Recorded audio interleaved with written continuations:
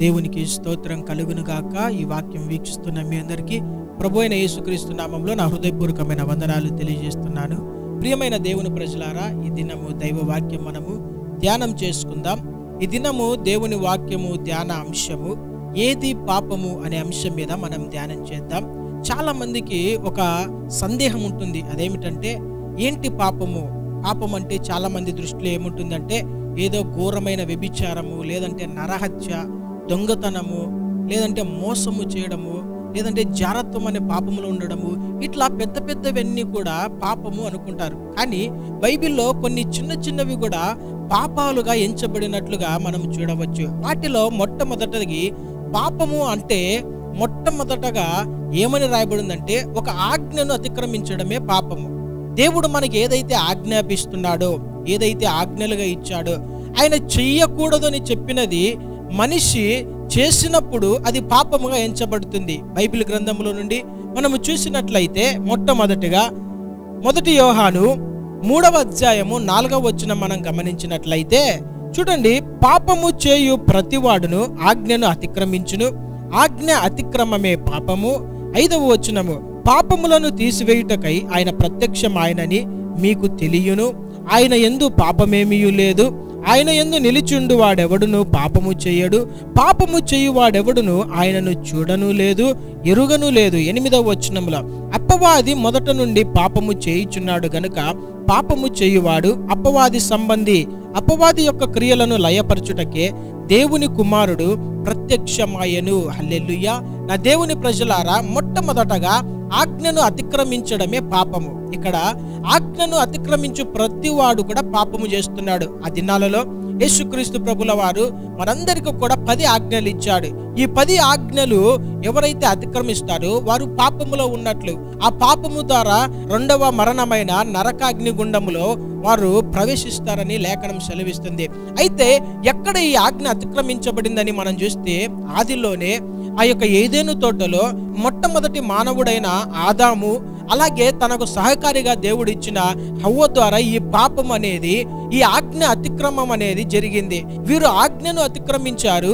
ఆజ్ఞ అతిక్రమించడం ద్వారా పాపాన్ని వారు చేశారు. ఈ పాపము ద్వారా మరణము ఈ భూలోకంలో ప్రవేశించినట్లుగా మనం చూడవచ్చు. నా దేవుని ప్రజలారా, ఆ దినాలలో ఈ యొక్క హవ్వను సర్పము మోసము చేసి మధ్యలో ఉన్న దేవుడు తినకూడదని చెప్పిన ఫలమును తినునట్లుగా వారిని ప్రేరేపించి, ఆ ఫలమును తిన్న వెంటనే వారి యొక్క మనోనేత్రములు తెరవబడిన తర్వాత మంచి చెడులను గ్రహించే శక్తి వారికి, జ్ఞానము వారికి వచ్చినప్పుడు అప్పుడు దేవుడు ఆ తోటల నుండి వారిని వెళ్ళగొట్టినట్లుగా మనం చూస్తాం. నా దేవుని ప్రజలారా, ఏదైతే దేవుడు చేయకూడదని చెప్పాడో మానవుడు అదే చేయడం ప్రారంభిస్తున్నాడు.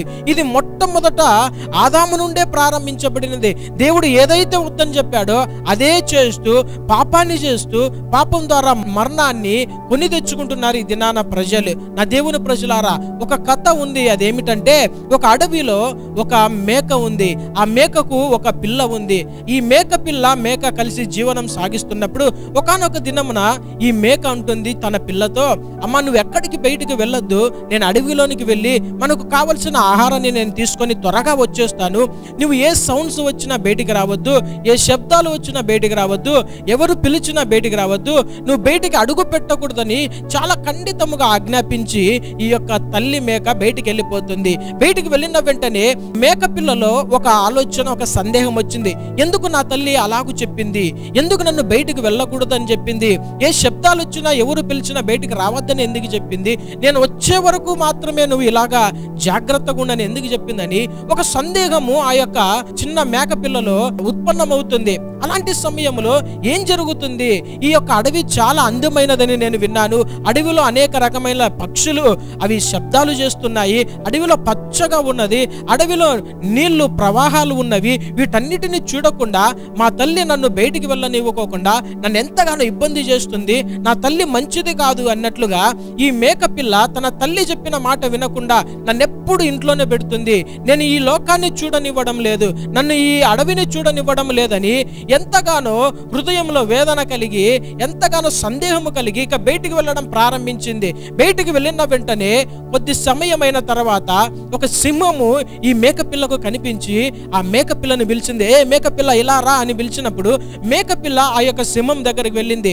ఎవరు నువ్వు ఇక్కడ ఎందుకున్నావు అంటే, నేను ఇక్కడ బయటకు వచ్చాను, మా అమ్మ చెప్పింది అని చెప్పినప్పుడు, ఈ యొక్క సింహము నాకు వేట దొరికింది, నేను ఎక్కడికి వెళ్ళవలసిన పరిస్థితి లేదు, ఈ యొక్క ఆహారమే నన్ను వెతుక్కుంటూ వచ్చింది అని అలాగ చూస్తూ, నాకు ఒక కుటుంబం ఉంది కదా, నా యొక్క భార్య పిల్లలను నేను తీసుకొని వస్తాను, నేను ఒక్కడనే తినడం ఇది మంచిది కాదని ఈ మేకపిల్లని ఇక్కడే ఉంచాలనుకున్న సమయంలో, ఒకవేళ నేను నా కుటుంబం కోసం నేను వెళ్తే ఈ మేకపిల్ల పారిపోతుందేమో అని అటుగా వెళ్తున్న ఒక నక్కను పిలిచి, ఏ నక్క ఇలా రా, వచ్చి ఈ యొక్క మేకపిల్లను నువ్వు కావలి కాస్తూ ఉండు, నేను వెళ్ళి నా కుటుంబాన్ని తీసుకొని వస్తా అన్నప్పుడు, సరే రాజా అని ఈ నక్క ఈ మేకపిల్లకు కావలిగా ఉంది.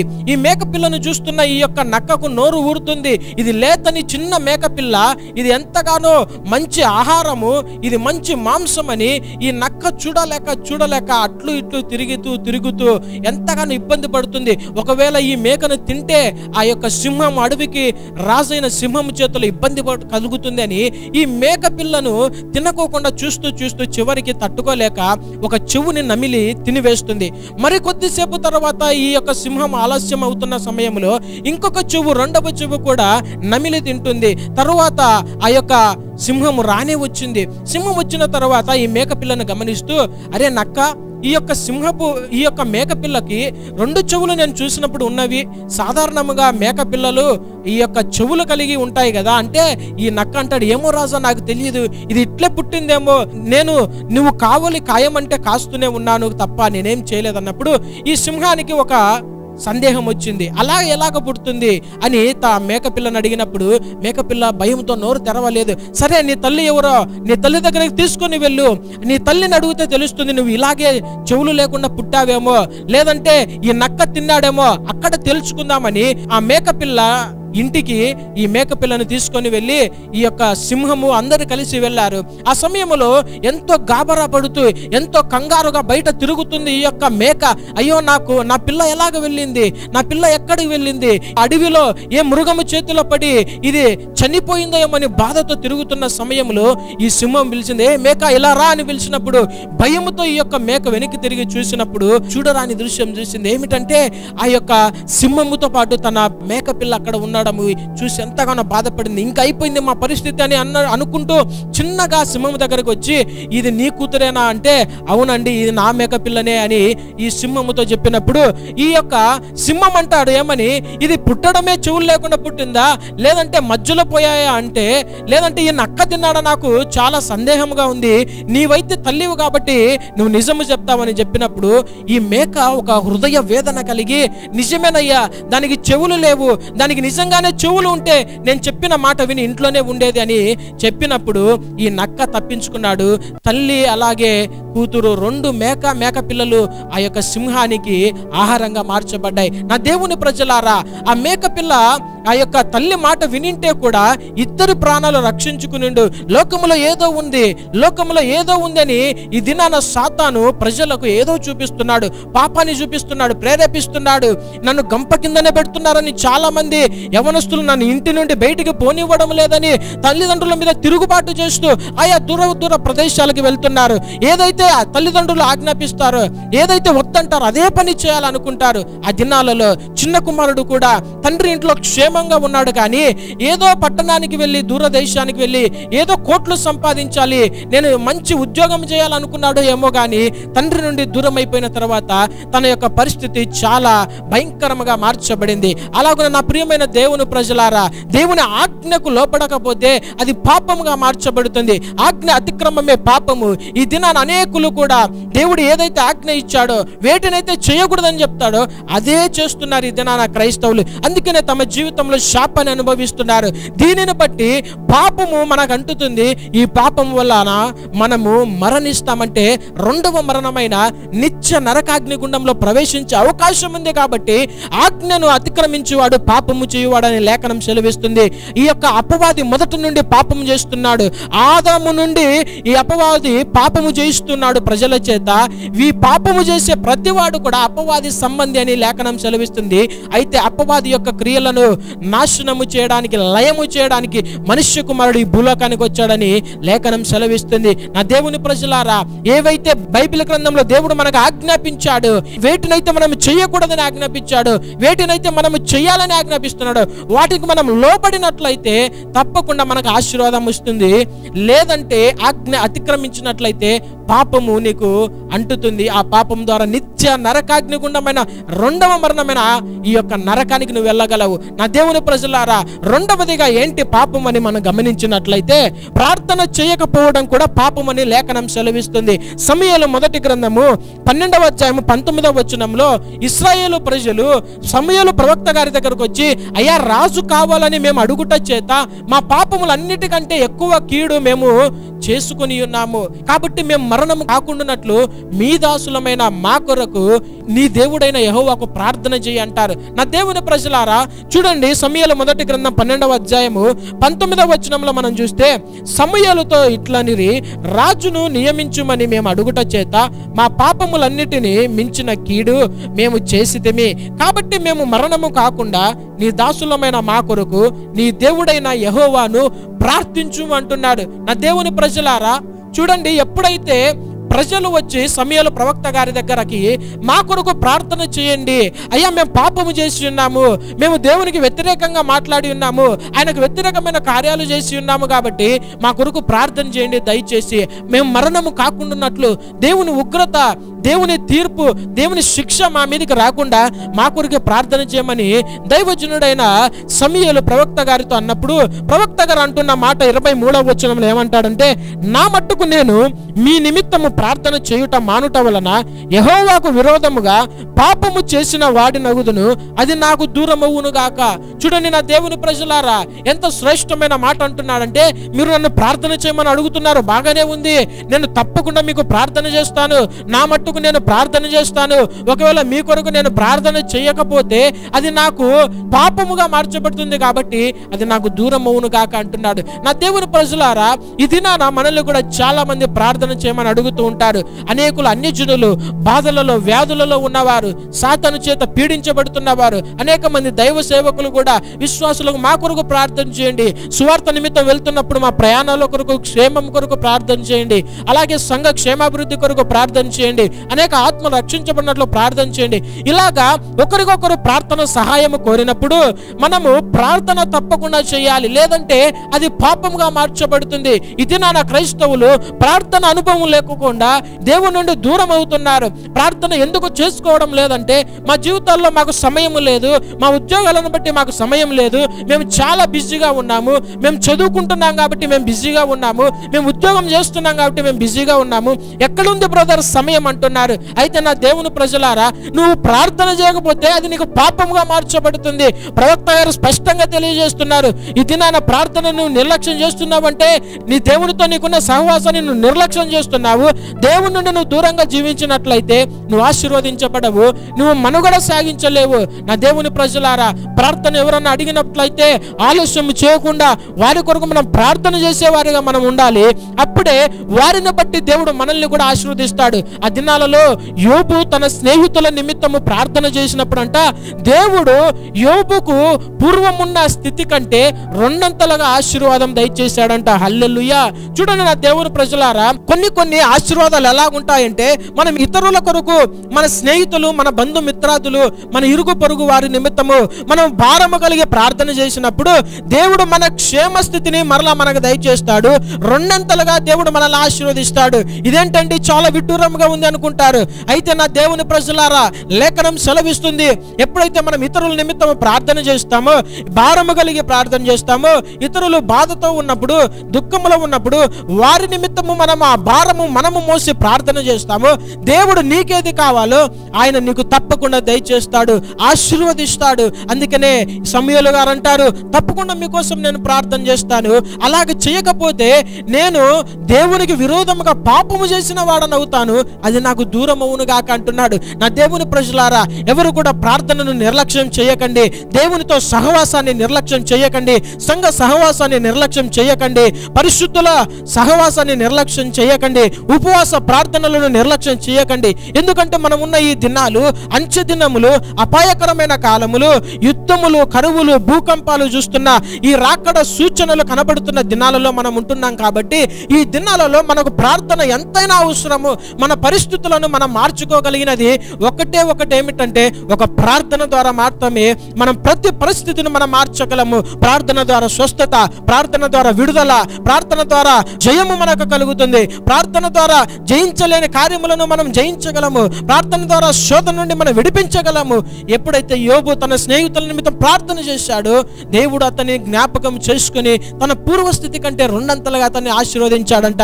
నా దేవుని ప్రజలారా, రెండవదిగా ప్రార్థన చేయకపోవడం వల్ల పాపము కలుగుతుంది అని లేఖనము సెలవిస్తుంది. నా దేవుని ప్రజలారా, మూడవది మనం గమనించినట్లయితే పరిశుద్ధాత్మకు విరోధముగా మాట్లాడుట కూడా పాపమే అని లేఖనం సెలవిస్తుంది. ఎందుకంటే లేఖనము మనం చూసినట్లయితే ఈ మాట ఎవరు అంటున్నారంటే స్వయాన యేసుక్రీస్తు ప్రభుల వారే ఈ మాట అంటున్నాడు. పరిశుద్ధాత్మకు వ్యతిరేకంగా మాట్లాడడము, దూషించడం చేస్తే అది మనకు పాపముగా మార్చబడుతుంది. చూడండి, బైబిల్ గ్రంథంలో నుండి మార్కు సువార్త 3వ అధ్యాయము 28, 29 వచనాల్లో ఒక మాట మనం గమనించగలము. సమస్త పాపములను మనుషులు చేయు దూషణలన్నీ వారికి క్షమించబడును గాని పరిశుద్ధాత్మ విషయంలో దూషణ చేయువాడెప్పుడును క్షమాపణ పొందక నిత్య పాపము చేసిన వాడై ఉండునని మీతో నిశ్చయముగా చెప్పుచున్నాను నేను. చూడండి నా దేవుని ప్రజలారా, సమస్త పాపములు మనుషులు చేయు దూషణలు అన్ని కూడా వారికి క్షమించబడతాయి. ఈ భూలోకంలో నువ్వు ఏమి చేసినా గానీ, భయంకరమైన వ్యభిచారము గాని, నరహత్య గాని, దొంగతనం గాని, మోసము గాని ఏది చేసినా కూడా ఇంత భయంకరమైన పాపాలు కూడా క్షమించబడతాయి యేసయ్య దగ్గరకు వచ్చినప్పుడు. తెలియక చేసి తిని కాబట్టి నేను క్షమించబడ్డానని పౌలు గారు అంటారు. తెలియక నువ్వు చేస్తే పాపములు, ఆ పాపములకు క్షమాపణ ఉంది. కానీ ఎవరైతే పరిశుద్ధాత్మ విషయంలో దూషణ చేయువాడు ఎప్పుడును క్షమాపణ పొందక నిత్య పాపము చేసిన వాడై ఉండునని నీతో నిశ్చయముగా చెప్తున్నాను అంటున్నాడు. నిత్య పాపము చేసిన వాడితో సమానమంట.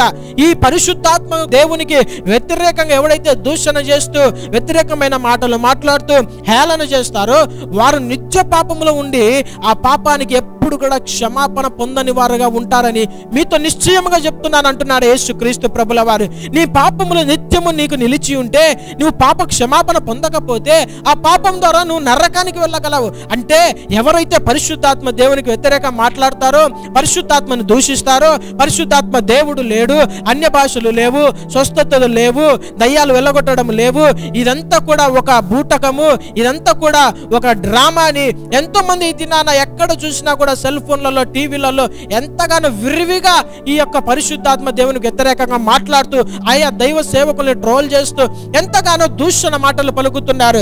అయితే వీరందరికీ కూడా పాప క్షమాపణ ఉండదు అని లేఖనం స్పష్టంగా తెలియజేస్తుంది. పాప క్షమాపణ లేకపోతే నువ్వు పరలోక రాజ్యంలోనికి వెళ్ళలేవు, నిత్య నరకాగ్ని గుండంలోనికి వెళ్ళతావు తప్పకుండా. అందుకని ఇంకొక మాట ఏమనుందంటే, ఏ పాపము చేసినా కూడా క్షమించబడతాయి, ఎంత ఘోర పాపినైనా కానీ క్షమిస్తాను. కానీ ఈయన యేసుక్రీస్తు ప్రభుల వారు పరిశుద్ధాత్మ దేవునికి ఇంకా ఎంత ప్రాధాన్యత ఇచ్చాడంటే, నన్ను దూషించినా కానీ క్షమిస్తాను, కానీ పరిశుద్ధాత్మ దేవుని దూషిస్తే క్షమించనని లేఖనం ఒక మాట ఉంది. చూడండి, అక్కడే ఒక మాట మత్తయి సువార్త 12వ అధ్యాయము 32వ వచనంలో మనం చూసినట్లయితే, మనుష్య కుమారునికి విరోధముగా మాట్లాడువానికి పాప క్షమాపణ కలదు గాని పరిశుద్ధాత్మకు విరోధముగా మాట్లాడువానికి ఈ యుగమందైనను రాబో యుగమందైనను పాప క్షమాపణ లేదు. చూడండి దేవుని ప్రజలారా, ఎట్లాంటి మాటలు యేసుక్రీస్తు ప్రభుల వారు పరిశుద్ధాత్మ దేవుని గురించి మాట్లాడుతున్నారంటే, ఈ యుగమందైనను రాబో యుగమందైనను ఈ పరిశుద్ధాత్మను దూషణ చేసే వారికి పాప క్షమాపణ ఉండదు. మనుష్య కుమారునికి విరోధముగా మాట్లాడువానికి కూడా పాప క్షమాపణ ఉంటుంది. కానీ పొరపాటున కూడా పరిశుద్ధాత్మ దేవుని హేళన చేశారంటే, పరిశుద్ధాత్మకు వ్యతిరేకంగా మాట్లాడారంటే మీకు పాప క్షమాపణ ఈ యుగమందైనను రాబో యుగమందైనను ఉండదు అని స్పష్టంగా యేసుక్రీస్తు ప్రభుల వారు అంటున్నారు. ఇది నన్ను చాలా మంది భయము లేకోకుండా చాలా మంది విశ్వాసులు దైవ సేవకులని హేళన చేస్తుంటారు, పరిశుద్ధాత్మను చూసి నవ్వుతుంటారు, అన్య భాషల్లో మాట్లాడే వారిని చూసి నవ్వుతుంటారు. ఏంటి ఇది భయంకరమైన గందరగోళం అంటారు. అయితే ఆ దినాల్లో నా దేవుని ప్రజలారా, అపొస్తలుల కార్యముల గ్రంథం 2వ అధ్యాయంలో 2 నుండి 4 వచనాల్లో మనం చూసినట్లయితే ఇది ఇప్పుడు కొత్తగా వచ్చినది కాదు, కానీ ఏదైతే దేవుడు మనకు వాగ్దానం చేశాడో వేరొక ఆదరణకర్తను నీ మీదకి పంపిస్తాను, అంతవరకు మీరు ఇక్కడ వేచి ఉండండి, ప్రార్థనలో ఉండండి యేసుక్రీస్తు ప్రభుల వారు ఆరోహణమయ్యేటప్పుడు తన శిష్యులతో చెప్పినట్లుగా ఆయన వాగ్దానం చేసిన పరిశుద్ధాత్మ దేవుడు ఎలాగ వారి మీదకి వచ్చారంటే వేగముగా వీచు బలమైన గాలి వంటి శబ్దముతో వారి మీదకి దిగి వచ్చారంట.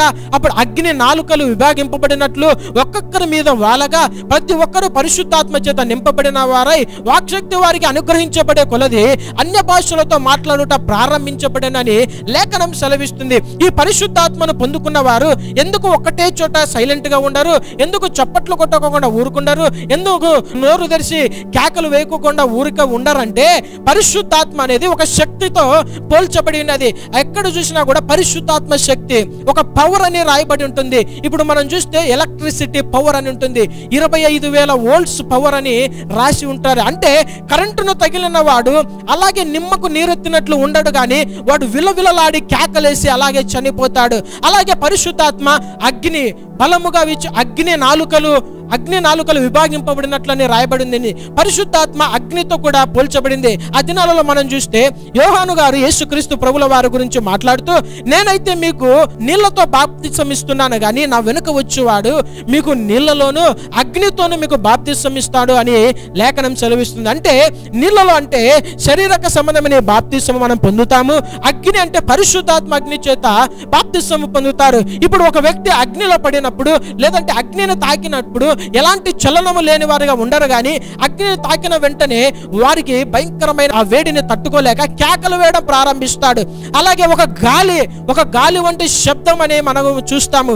ఈ గాలి వచ్చినప్పుడు కూడా ఎంతగానో చెట్లు విరిగి పడిపోతాయి. ఆయా ప్రదేశాలలో విదేశాలలో మనం చూస్తే టోర్నడోలు వచ్చినప్పుడు ఆ యొక్క ఈ గృహాలు అన్ని కూడా నాశనమైపోయి అన్ని కూడా కుప్పకూలిపోయినట్లు మనం చూస్తాం. అంటే పరిశుద్ధాత్మ దేవుడు ఒక శక్తి. ఈ శక్తి మన మీదకి వచ్చినప్పుడు మనము తట్టుకోలేక, మన స్వాధీనంలో లేక, మన నోరు మనకు వాక్శక్తి అనుగ్రహించబడే కొలది అన్య భాషలు మాట్లాడుతూ పరిశుద్ధాత్మలు ఆనందిస్తూ ఉంటారు. దీనిని ఎగతాళి చేసి హేళన చేసే వారికి ఏ మాత్రము కూడా ఈ యుగమందైనను రాబోవు యుగమందైనను వీరికి క్షమాపణ ఉండదని స్వయాన యేసుక్రీస్తు ప్రభుల వారే అంటున్నారు. మనుష్య కుమారుని దూషించు వారికైనా కానీ, మనుష్య కుమారుకి వ్యతిరేకంగా మాట్లాడు వానికైనా కానీ క్షమాపణ ఉంది, కానీ పరిశుద్ధాత్మని వ్యతిరేకంగా మాట్లాడితే దూషిస్తే క్షమాపణ లేదని లేఖనం సెలవిస్తుంది. నా దేవుని ప్రజలారా, ఆ దినాన వచ్చిన పరిశుద్ధాత్మ, చాలా మంది ఆత్మ లేదంటారు. ఆత్మ లేదనడానికి బైబిల్లో రుజువు లేదు. అపొస్తలుల కార్యముల గ్రంథం 2వ అధ్యాయంలోనే మనకు పరిశుద్ధాత్మ దేవుడు మనకు కనబడతాడు. అప్పుడు వారు అన్య భాషలో మాట్లాడినట్లు మనం చూస్తాము. నా దేవుని ప్రజలారా, అలాగే రోమీలకు రాసిన పత్రిక 8వ అధ్యాయం 9వ వచనంలో ఏమని ఉంటుందంటే, ఎవడైనా క్రీస్తు ఆత్మ లేనివాడైతే వాడు ఆయన వాడు కాడు. ఎవరిలో అయితే పరిశుద్ధాత్మ లేడో వారు క్రీస్తు వారు కాదట. నా దేవుని ప్రజలారా, లేఖనం స్పష్టంగా తెలియజేస్తుంది. చాలా మంది ఈ దినాన పరిశుద్ధాత్మ లేదని తప్పుడు బోడలు వింటూ పరిశుద్ధాత్మ దేవుని నిర్లక్ష్యం చేస్తున్నారు. నీవు పరిశుద్ధాత్మను పొందుకున్నప్పుడే నువ్వు ఆత్మలో పూర్ణుడుగా మార్చబడతావు, ఆత్మలో బలము పొందుతావు. నీ అంతరంగ పురుషుడు దినదినము బలాభివృద్ధి పొందుతారు. నా దేవుని ప్రజలారా, పరిశుద్ధాత్మను నిర్లక్ష్యం చేయకండి. యోబేలు గ్రంథంలో మనం చూసినట్లయితే 2వ అధ్యాయం 28వ వచనంలో, తరువాత నేను సర్వజనుల మీద నా ఆత్మను కుమ్మరింతును, మీ కుమారులను మీ కుమార్తెలను ప్రవచనములు చెప్పుదురు, మీ ముసలివారు కలలు గందురు, మీ యవనులు దర్శనములు చూతురు. ఆ దినములలో నేను పనివారి మీదను పనికెత్తల మీదను నా ఆత్మను కుమ్మరింతును అంటున్నాడు. ఇది మనం ఉన్న సమయం ఎలాంటిదంటే అంచె దినాలు, రాకడ దినాలలో రాకడకు సూచనలు, ఆ యొక్క గుర్తులు నెరవేరే సమయంలో మనం ఉంటున్నాము. అప్పుడు ఈ యొక్క యోవేలు ప్రవచనములో ఉన్న ఈ మాట మనం చూసినట్లయితే, అంచె దినాల్లో నేను అందరి మీద నా ఆత్మను కుమ్మరిస్తాను, మీ యవనస్తులు ప్రవచిస్తారు, మీ యవనులు దర్శనాలు చూస్తారు, మీ వృద్ధులు కలలు గంటారు, మీ పనికత్తల మీద, మీ పని వారి మీద పరిశుద్ధాత్మ చేత నేను నింపుతున్న ఆత్మను పంపిస్తాను అంటున్నాడు.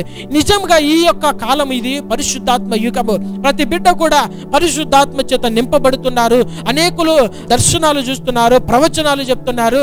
అనేకులు పరిశుద్ధాత్మ దేవుని సహాయంతో దేవుడు వారిని వాడుకుంటూ స్వస్థత, విడుదల కార్యాలు జరిగిస్తున్నాడు.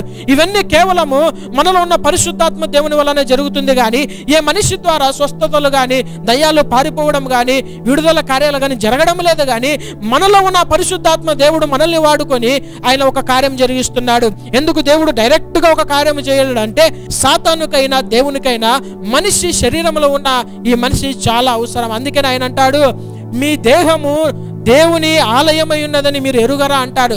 ఈ దేహము దేవుని ఆలయము. పరిశుద్ధాత్మ దేవుడు మనలో నివసిస్తున్నప్పుడు ఆయన మనలో ఉండే కార్యములు జరిగిస్తాడు. ఆ సమస్త మహిమ ఆయనకే చెల్లుతుంది. నా దేవుని ప్రజలారా, పరిశుద్ధాత్మకు వ్యతిరేకంగా మాట్లాడి ఆ పాపము మీ మీదకి తెచ్చుకోకుండా, గత దినాలలో పరిశుద్ధాత్మ దేవునికి వ్యతిరేకంగా ఏదైనా దూషణ చేసి ఉంటే, ఏదైనా తప్పుగా మాట్లాడింటే ఇప్పుడే క్షమాపణ పొందుకోమని ప్రభు పేరట మనవి చేస్తున్నాడు. అయ్యా, తెలియక చేశాను, దయతో క్షమించండి అయ్యా అని ఈ వాక్యం వింటున్న నీవు హృదయంలో ఒక తీర్మానం తీసుకోవాలి. నా దేవుని ప్రజలారా, అలాగూ చేసినప్పుడు తప్పకుండా దేవుడు మనల్ని ఆశీర్వదిస్తాడు. ఆ పాపము మన మీద ఉండకుండా కొట్టివేస్తాడు. కళ్ళలో మంచి కళ్ళు మూసుకున్నట్లయితే ప్రార్థన చేసుకుందాం. పరిశుద్ధాత్మ దేవానికి వందనములు, స్తోత్రాలు చెల్లిస్తున్నాం తండ్రి. అయ్యా, ఏది పాపం అనే విషయం ప్రభా, అయ్యా మీరు మాతో మాట్లాడారు. వందనాలు, స్తోత్రాలు ప్రభా. లేఖనంలో ప్రభా అనేక విషయాలు మీరు అయ్యా చూపించారు. అనేక విషయాల ద్వారా నీ ప్రజలతో మీరు మాట్లాడారు. అయ్యా నీకు వందనములు, స్తోత్రాలు ప్రభా. ఆజ్ఞను అతిక్రమించడం వల్ల పాపము జరుగుతుంది. ప్రార్థన చేయకపోవడం వలన పాపము, పరిశుద్ధాత్మకు వ్యతిరేకంగా మాట్లాడటం వలన అది పాపముగా మార్చబడుతుందని లేఖనంలో స్పష్టంగా మీరు మాట్లాడారు. వందనాలే అయ్యా. ఎవరైనా కూడా ప్రభా అలాంటి పాపములో ఉన్నారంటే వారిని ఈ వాక్యం ద్వారా మీరు మాట్లాడి హెచ్చరించి ప్రభా, వారి హృదయంలో ఒక తీర్మానం తీసుకొని ప్రభా అయ్యా వారి నీలో ముందు కొనసాగునట్లు కృప దయచేయమని ప్రార్థిస్తున్నాం తండ్రి. ఈ వాక్యం వీక్షిస్తున్న ప్రతి బిడ్డను ప్రభా మీరు దీవించి ఆశీర్వదించమని ప్రార్థిస్తున్నాం. వారిలో ఉన్న ప్రతి వ్యాధులు, రోగములను అయ్యా మీరు కొట్టివేయమని ప్రార్థిస్తున్నాం. ప్రతి దురాత్మలను మీరు పారద్రోలమని ప్రార్థిస్తున్నాం. ప్రతి బిడ్డను ప్రభా నీ రాకడ కొరకై సిద్ధము చేయమని నజరేయుడైన యేసు నామములో అడిగి వేడుకుంటున్నాను తండ్రి. ఆమేన్.